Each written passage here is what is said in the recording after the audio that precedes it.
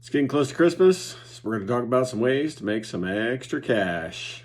So if you've been doing some lawn mowing and some landscape, you've already kind of figured out how to make some extra cash, but going to take another look at another way to make some extra cash in kind of that landscape area, that lawn area, things that you might not have thought of yet, or you might not think you have the skills or equipment to do, but guarantee you can do it and make some extra cash.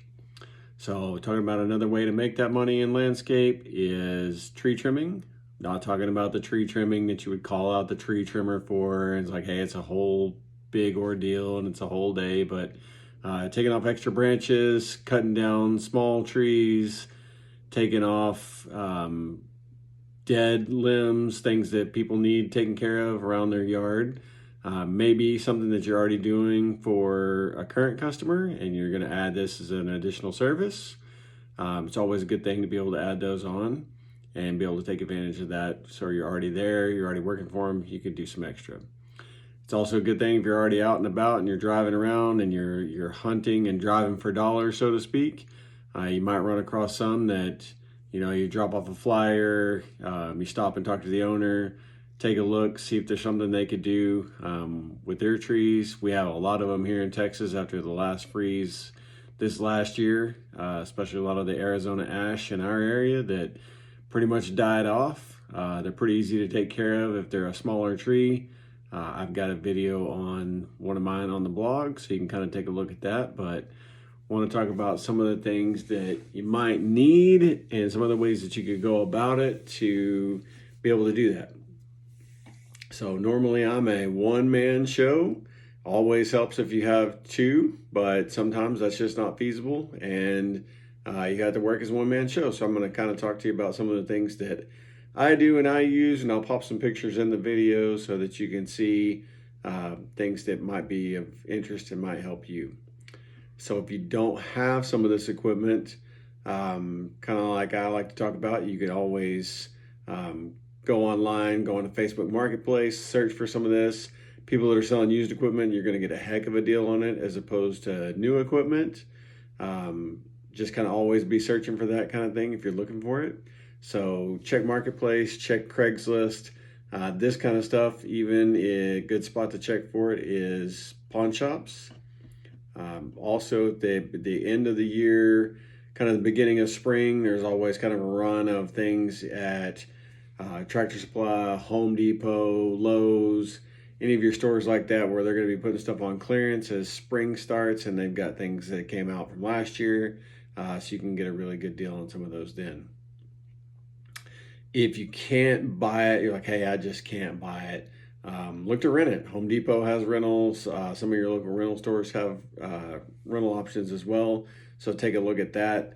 I would say if you can buy it, because usually after you've done one job, you're going to be able to, that equipment's going to be paid for. Maybe two jobs, that equipment's going to be paid for. And you can always have it in your arsenal for later on, whenever you get ready to do another tree trimming job, and then it's pure profit. You've already paid for all the equipment, that kind of thing.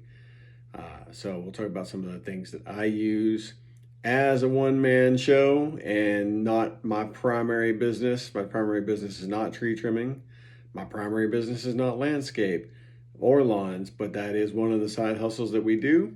And so that's some of the equipment that I have on hand. So the main piece of equipment that we use for tree trimming is a 14-inch Echo chainsaw. Probably run you a couple $100 at Lowe's, Home Depot, Tractor Supply, any places like that.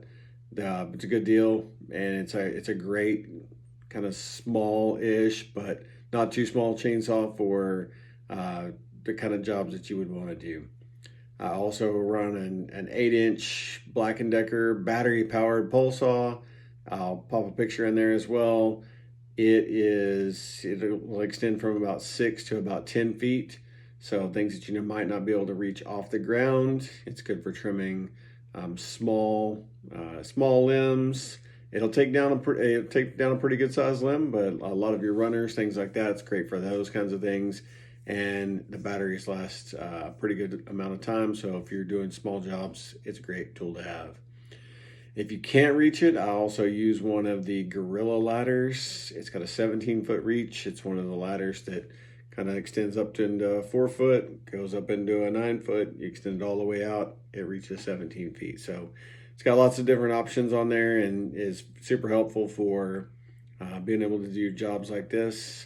Obviously, I would use a rake because once some of that small stuff hits the ground, you're not going to be able to pick it up by hand. So having a rake, I like to use the big Craftsman rakes, plastic or steel. The plastic ones can be a little bit bigger, so they can give you a little more, you can cover a little more ground with those. Tie down straps, because once you put the load in your truck or on a trailer, you're going to want to be able to tie it down. I like to use the ratchet straps. Kind of once you get them figured out, there's plenty of videos on YouTube. If you get confused or can't figure out how to use them, there's plenty of videos out there to show how to use those. Super handy for being able to tie down tree stuff and limbs, because you can be able to compact that stuff down pretty well. So what about stuff that's more expensive, like a trailer? I've purchased a couple of trailers. They're definitely not cheap.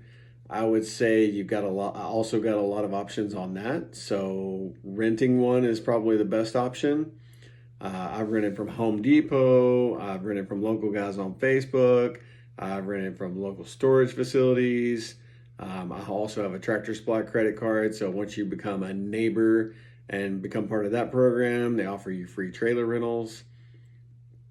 I would say the best two are your storage unit facilities.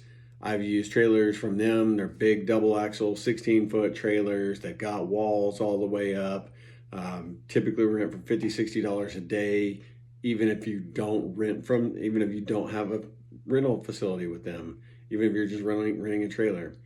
The other one I've used, folks off Facebook Marketplace. There's a guy here locally in my town. He rents a 16-foot dump trailer. Kind of really cuts down on your need to be able to get out and unload.